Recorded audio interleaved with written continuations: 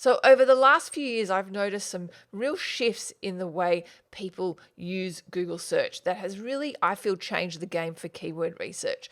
So in this video, I'm going to help you level up your keyword research in 2025 and show you how refining your strategy with these updates can actually give you an edge against your competitors.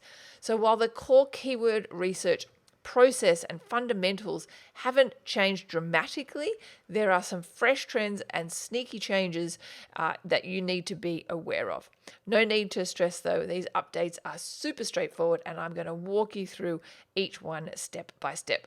Plus, I've also tested lots of strategies across dozens of campaigns, so you can be confident that they actually do work. So in this video, I'm going to go through two really important points that you need to know in order to do your keyword research successfully in 2025 before you start building any of your new campaigns. Make sure you stay through to the end of the video as well, as I throw in a bonus one as well and show you a little known way that we discover new and often undetected keywords undetected by the keyword research tools, which work ridiculously well. I'm going to show you the stats as well using this new method. So you definitely don't want to miss it because it's going to give you an additional edge against your competitors. Oh, and if you like this video, don't forget, hit that thumbs icon and subscribe. Let's go do this. So the first thing you need to understand is the difference between the keyword match types and that in 2025 they have changed somewhat. So you're most likely familiar with the fact that there are three main keyword match types: exact, phrase, and broad, as you can see from this Google help article here.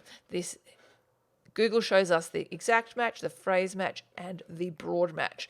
And it illustrates that for the keyword furniture store, what would our ad actually show for? So for exact match, our ad would show for furniture store, but also home furnishing store. So historically, Google's match types were actually quite strict, meaning that if you were running an exact match keyword campaign, it really was exact match. That is, you only did show up for that exact term or search term. Now, in 2025, exact is really no longer exact. We like to call it exact-ish.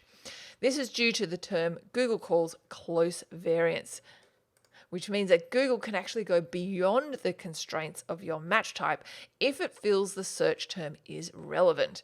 This is illustrated here in this help article. As you can see, it's gone beyond the keyword furniture store to home furnishing store. And if I show you real quick, in a live Google ad account, you'll see a snapshot of this. You'll see all the close variants. As you can see here, phrase match, close variant, and all these match types here are the variations of that. So you need to be mindful of this, particularly if you are running exact match type. You need to monitor those search terms very closely so you can ensure you're showing up for the right terms.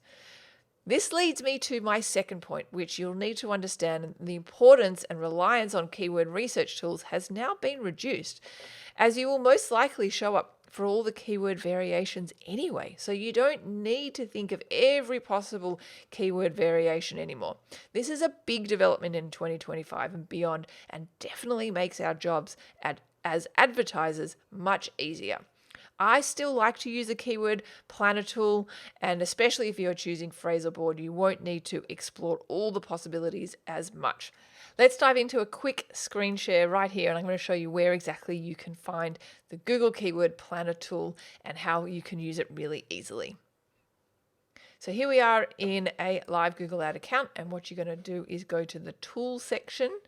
And under planning, you're going to go to Keyword Planner.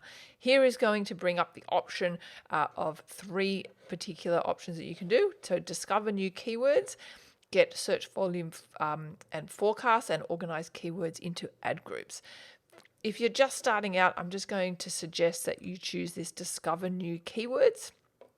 And here is where you can put in some real starting keywords that you think would be relevant for your business.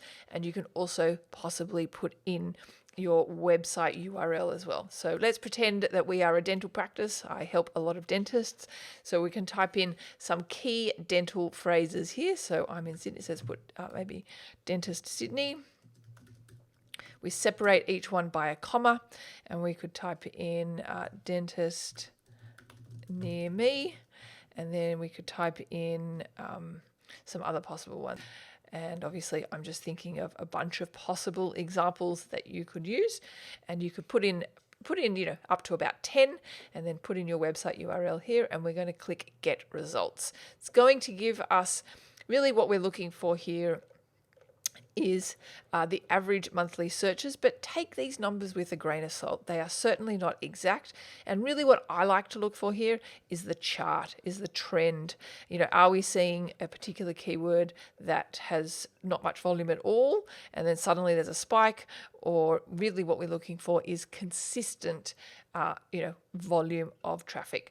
But as I said, take these numbers with a grain of salt. So as you can see here are the keywords that I have provided that I've just typed in here, but here it also gives me keyword ideas. So I can possibly look to add and explore some of these ideas that Google have given me and see if they're relevant to my particular business.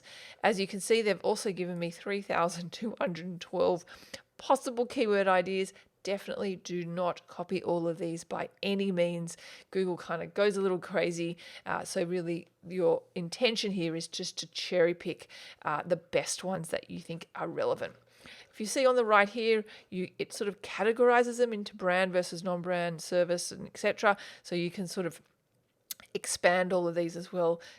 So it's sort of pre-categorized them as well. So have a play around with this tool. I actually have a pretty in-depth video on how you can use this keyword planner tool as well as other paid tools as free tools. I'll put a link in the description, so you definitely want to check out that video as well, because I'm going to go through that whole process in a lot more depth.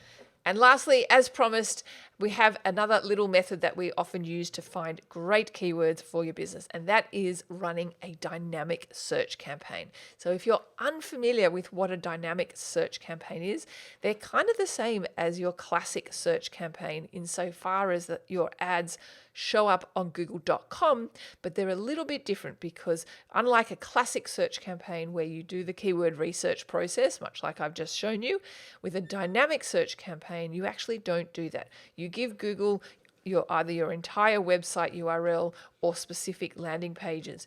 And based on the content on that page, Google decides what terms to bid on. Now, when Google first came out with these dynamic search campaigns, I thought, oh my God, this is going to be terrible. Google's going to go crazy.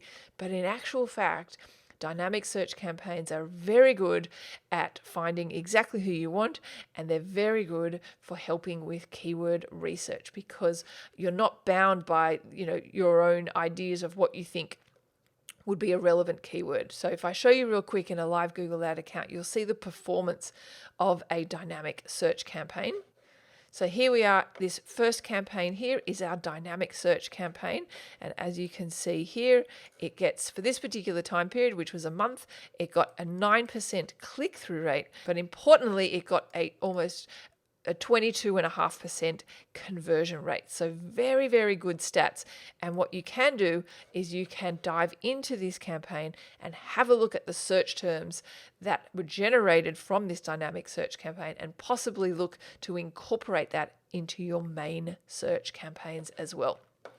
And I can guarantee you there will be some search terms in there that you had never thought of that aren't picked up by the keyword research tools as well. So there you have it. That's how you can do keyword research in 2025.